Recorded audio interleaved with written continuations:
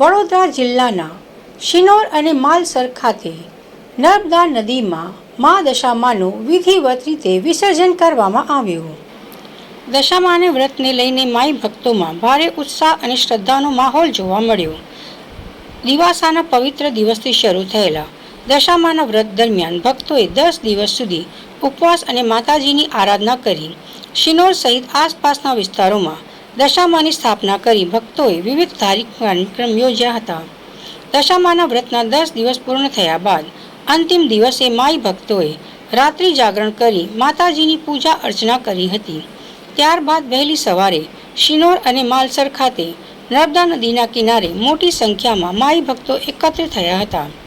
ઢોલ નગારા અને માતાજીના જયઘોષ સાથે ભક્તોએ દશામાની મૂર્તિઓને નર્મદા નદીના પવિત્ર જળમાં શ્રદ્ધાપૂર્વક વિસર્જિત કરી। આ સાથે દશામાના વ્રતની ભક્તિભાવપૂર્ણ પૂર્ણાહુતિ થઈ અને સમગ્ર વિસ્તારમાં ભક્તિમય વાતાવરણ છવાઈ ગયું હતું। અમે 10 દિવસ દશામાનું વ્રત કરીએ છીએ અને બધા છોકરાઓ અને બધા જ વડીલો અને બધા ભેગા મળીને વ્રત કરે છે। ઘરમાં સુખ શાંતિ અને એનો માહોલ બની જાય છે 10 દિવસ, અને માતાજી 10 દિવસ બધાને દુઃખ લઈને સુખ આપે છે, એટલે અમે માતાજીના વ્રત કરીએ છીએ। વિસર્જન માટે અમે હમણાં નર્મદા કિનારે દશામાના વિસર્જન કરવા આવે છે માલસર।